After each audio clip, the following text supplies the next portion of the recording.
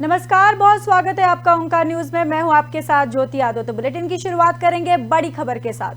CM Yogi Adityanath Barabanki पहुंचे, जहां उन्होंने बसपा, सपा और तमाम पार्टियों पर जमकर बरसे। इस दौरान उन्होंने क्या कुछ कहा, आइए सुनाते हैं। जिन लोगों ने गरीब कल्याणकारी योजनाओं में डकैती डालने का काम किया था, जिन लोगों ने आपको एक एक बूंद पानी के लिए तरसाया था, आज उनको एक एक वोट के लिए तरसाइए।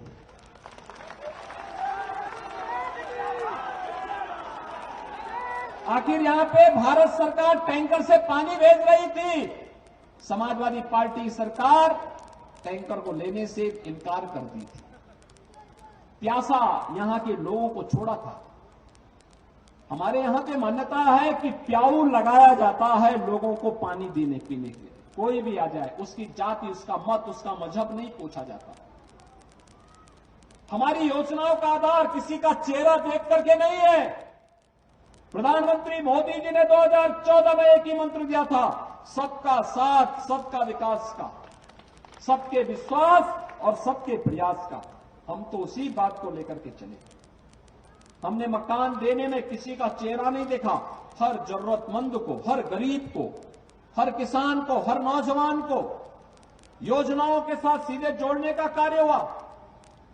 लेकिन ये लोग अवसरवादी लोग हैं, ये लोग परिवारवादी सोच के लोग हैं। इन लोगों के मन में विकास की कोई, गरीब कल्याणकारी योजनाओं की कोई कार्य योजना नहीं।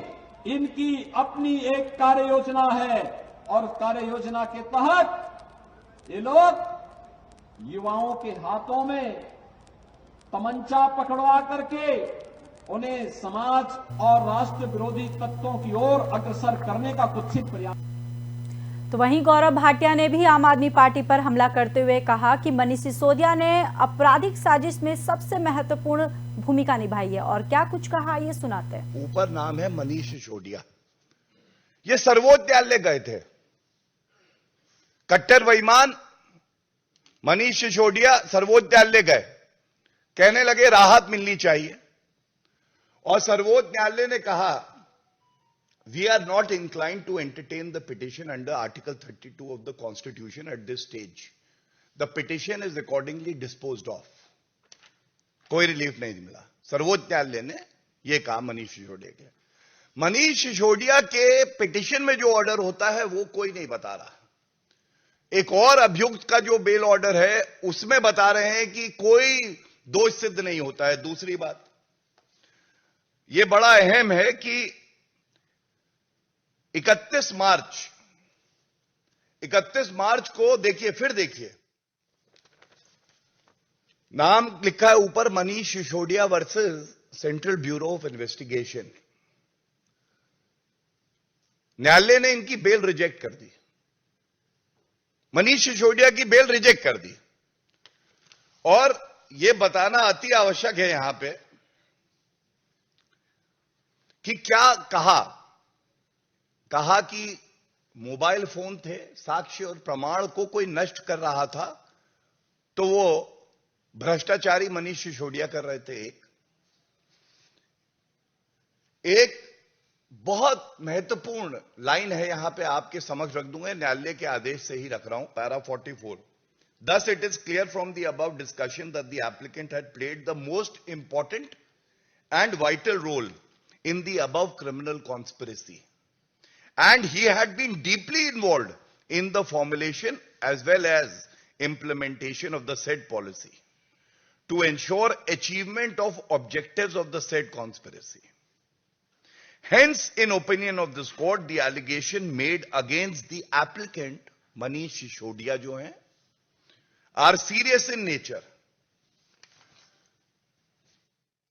अब मनीष सिसोदिया की बेल एप्लीकेशन में सीबीआई कोर्ट बेल नहीं देता है और यह कहता है कि यह सारा जो शराब घोटाला है, यह मनीष सिसोदिया इसके मुख्य अभियुक्त हैं और हम बेल नहीं देंगे।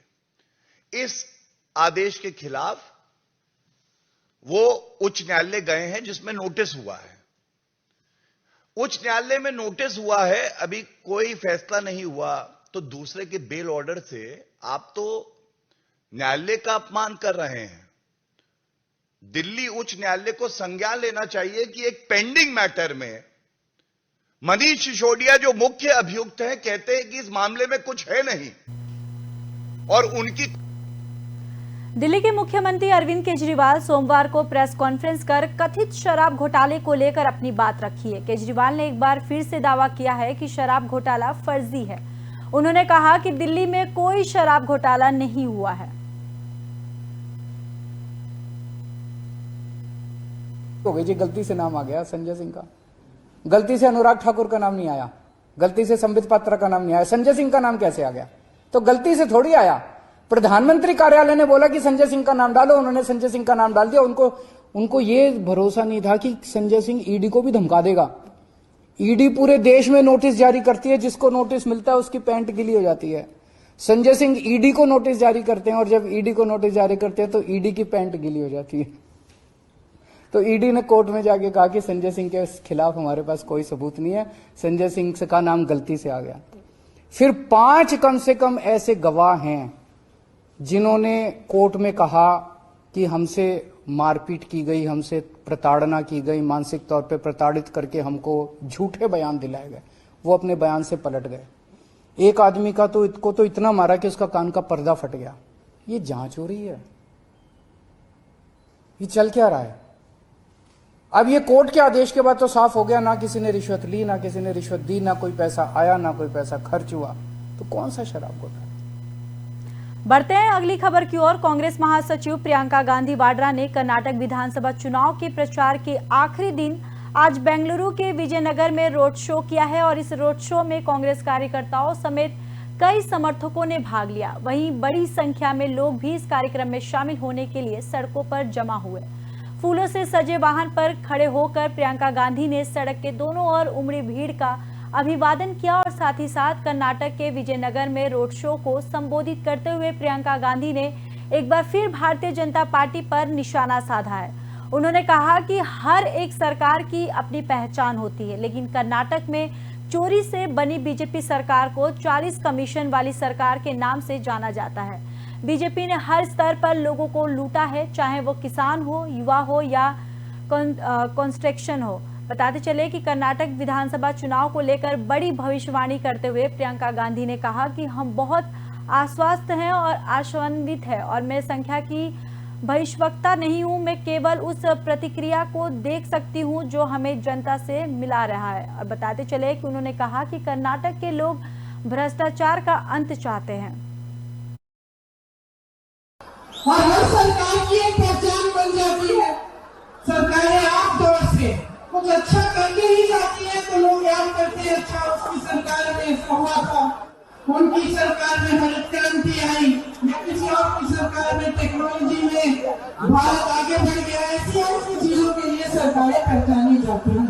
लेकिन 3.5 सालों से जो बीजेपी की सरकार कर्नाटक में आई, सबसे पहले तो गलत तरह से आई, दूसरी सरकार को तोड़कर पैसों का इस्तेमाल, प्रेशर का इस्तेमाल करके बनी, और उसके बाद से आज तक अगर वो पहचानी जाती है तो इस नाम से पहचानी जाती है 40% सरकार।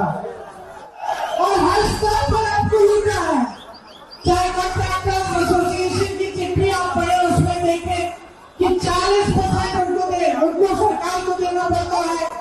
चाहे गांव में जाए तो मैंने अभी सुना कि एक किसान से 2 बैल मांगी घूस के लिए, क्योंकि उसके पास घूस देने के पैसे नहीं थे। चाहे पोस्ट हो युवाओं के लिए भरने के लिए, तो हर पोस्ट का रेट फिक्स कर दिया, किसी का 50 लाख, किसी का 30 लाख, किसी का 70 लाख। छत्तीसगढ़ में 2000 करोड़ के शराब घोटाले को लेकर मुख्यमंत्री भूपेश बघेल ने बड़ा बयान दिया है। सीएम बघेल ने मीडिया से बातचीत में कहा कि जैसे जैसे चुनाव नजदीक आ रहे हैं, राज्य सरकार को बदनाम करने के लिए ईडी के जरिए साजिश रची जा रही है। और क्या कुछ कहा भूपेश ने, आइए सुनाते हैं। की जा रही है, मैं पहले भी बताया था, अब ईडी स्थायी रूप से, ईडी आईटी के लोग स्थायी रूप से रहेंगे, और जैसे जैसे चुनाव होगा ये लोग नए नए षड्यंत्र करेंगे। जहां तक कि शराब की बात है, शराब कॉरपोरेशन के माध्यम से जो विक्रय का निर्णय है वो रमन सिंह की सरकार में हुआ 2017 में, और 2017-18 में आबकारी मद से लगभग 3,900 करोड़ की प्राप्ति हुई। जब से नीति बनी, क्योंकि भाजपा शासनकाल में नीति बनी, और तब से 3900 करोड़ रुपया उस समय एक वर्ष में आया था। हमारे शासनकाल में ये आंकड़े बढ़े हैं और 3900 करोड़ लगभग 4,000 करोड़ कह सकते हैं, अब वो बढ़ के 6,000 करोड़ हुआ है। दूसरी बात यह है कि 2017 में जो शराब जो व्यवसाय से संबंधित डिस्टिलर है, अधिकारी है, परिवहन करता है, प्लेसमेंट एजेंसी है, उसमें कोई परिवर्तन नहीं हुआ। कई बार मुझे कहा गया कि इसमें वही लोग हैं, लेकिन हमने उसमें कोई परिवर्तन नहीं। कर्नाटक विधानसभा चुनाव प्रचार का अंतिम दिन है। आपको बताते चले कि सभी पार्टियां जमकर बयानबाजी कर रही हैं। इसी क्रम में सोनिया गांधी के हुबली में दिए गए भाषण में संप्रभुता शब्द का इस्तेमाल करने पर बवाल मच गया है। बीजेपी सांसदों ने सोनिया गांधी के खिलाफ चुनाव आयोग में शिकायत दर्ज की और इस मामले को लेकर दिल्ली में बीजेपी का प्रतिनिधि मंडल चुनाव आयोग से मिले हैं। तो आपको बताते चले कि कर्नाटक विधानसभा चुनाव प्रचार का अंतिम दिन है और सभी पार्टियां जमकर बयानबाजी कर रही है। इसी दौरान सोनिया गांधी के हुबली में दिए गए भाषण में संप्रभुता शब्द का इस्तेमाल करने पर बवाल मच गया है। बीजेपी सांसदों ने सोनिया गांधी के खिलाफ चुनाव आयोग में शिकायत दर्ज की और साथ ही साथ इस मामले को लेकर दिल्ली में बीजेपी का प्रतिनिधि मंडल चुनाव आयोग से मिले हैं। कर्नाटक विधानसभा चुनाव प्रचार का अंतिम दिन है और 10 मई को चुनाव होने हैं, जिसको लेकर सभी पार्टियां जमकर बयानबाजी कर रही है। और इसी दौरान सोनिया गांधी के हुबली में दिए गए भाषण में संप्रभुता शब्द का इस्तेमाल करने पर अब बवाल मच गया है। बीजेपी सांसदों ने सोनिया गांधी के खिलाफ चुनाव आयोग में शिकायत दर्ज की है और इस मामले को लेकर दिल्ली में बीजेपी का प्रतिनिधि मंडल चुनाव आयोग से मिले।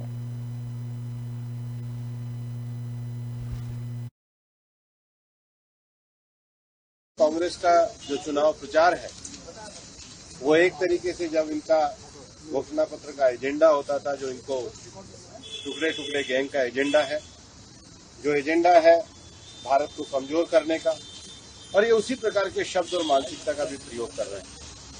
कांग्रेस एक झूठ की बुनियाद के ऊपर प्रचार कर रही है। भारत की एकता और अखंडता के लिए जो शब्द इस्तेमाल नहीं करने चाहिए उन शब्दों का इस्तेमाल करके प्रचार कर रही है। और हमारे इस सारे विषय को इलेक्शन कमीशन ने बहुत गंभीरता के साथ लिया है। और हम ये भी बता दें कि आज भी कांग्रेस अपने विज्ञापन में जिस प्रकार के आरोप भारतीय जनता पार्टी पर लगा रही है, उस प्रकार के आरोपों का कोई साक्ष्य इलेक्शन कमीशन को नहीं दे पाई, जो इस बात को सिद्ध भी करता है कि कांग्रेस केवल झूठ की बुनियाद के आधार पर इस चुनाव को लड़ रही है। कर्नाटक की जनता इसका करारा जवाब देगी, लेकिन इलेक्शन कमीशन से हम आशा करते हैं कि इलेक्शन कमीशन को देश के लोकतंत्र, राष्ट्रीय एकता और अखंडता के नाते जो एक स्वतंत्र और निष्पक्ष चुनाव कराने की जिम्मेदारी दी है, उसके तहत इलेक्शन कमीशन कांग्रेस के द्वारा किए जा रहे इस देश विरोधी कृत्य के लिए एक्शन ले और कड़ी से कड़ी कार्रवाई करे। मणिपुर हिंसा मामले को लेकर सुप्रीम कोर्ट में सोमवार को सुनवाई हुई और इस दौरान केंद्र और मणिपुर सरकार ने सुप्रीम कोर्ट को बताया कि राज्य में कल और आज कर्फ्यू में ढील दी गई है। दोनों ही दिन वहां हिंसा की कोई घटना नहीं हुई। केंद्र और मणिपुर सरकार की ओर से पेश सॉलिसिटर जनरल तुषार मेहता ने सुप्रीम कोर्ट को बताया कि सीपीएफ ने 35 जवान नियुक्त किए गए हैं, वहीं अर्धसैनिक और सेना भी तैनात किया गया है। पिछले 2 दिनों में राज्य में कोई हिंसा नहीं हुई, सामान्य स्थिति बहाल हो गई है। सुप्रीम कोर्ट ने कहा कि यह मानवीय संकट है। कोर्ट ने केंद्र और राज्य से राहत शिविरों में आवश्यक इंतजाम करने को भी कहा है।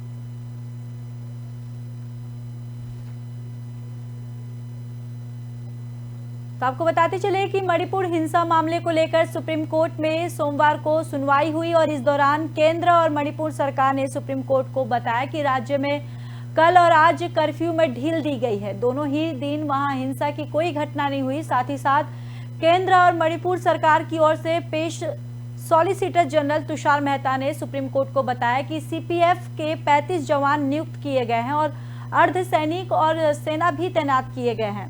पिछले 2 दिनों में राज्य में कोई हिंसा नहीं हुई है और सामान्य स्थिति बहाल हो रही है। वहीं सुप्रीम कोर्ट ने कहा कि यह मानवीय संकट है। कोर्ट ने केंद्र और राज्य से राहत शिविरों में आवश्यक इंतजाम करने को भी कहा है।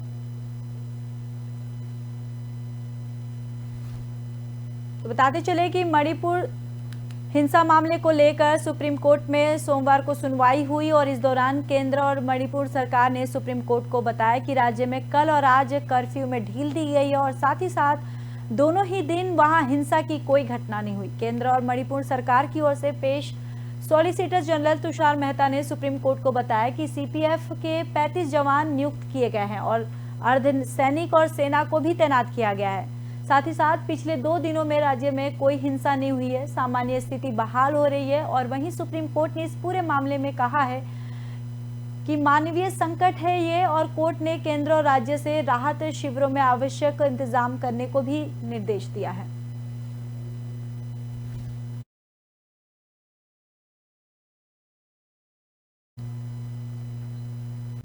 दिल्ली के पूर्व डिप्टी सीएम मनीष सिसोदिया को एक्साइज पॉलिसी मामले में राउज एवेन्यू कोर्ट से फिर झटका मिला है। उनकी न्यायिक हिरासत को 14 दिन के लिए बढ़ा दिया गया है। बताते चले कि दिल्ली की राउज एवेन्यू कोर्ट ने मनीष सिसोदिया की न्यायिक हिरासत को 23 मई तक के लिए बढ़ा दिया है। 15 दिन की न्यायिक हिरासत बढ़ाने के साथ ही राउज एवेन्यू कोर्ट ने ईडी से सिसोदिया को चार्जशीट की गई और कॉपी देने को कहा गया।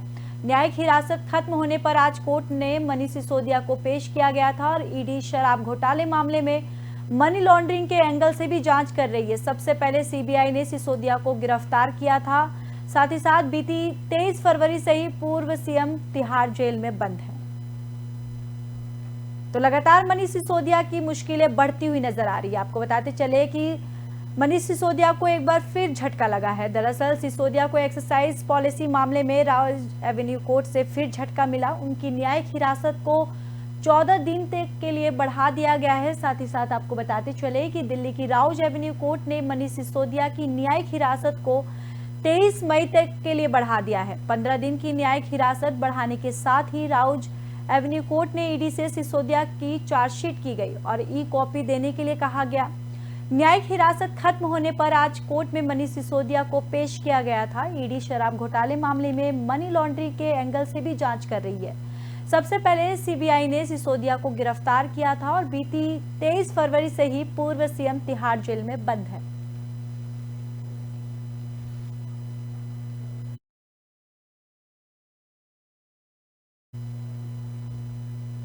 फिलहाल के लिए इस बुलेटिन में बस इतना ही। बाकी देश और दुनिया की खबरों के लिए देखते रहिए ओंकार न्यूज।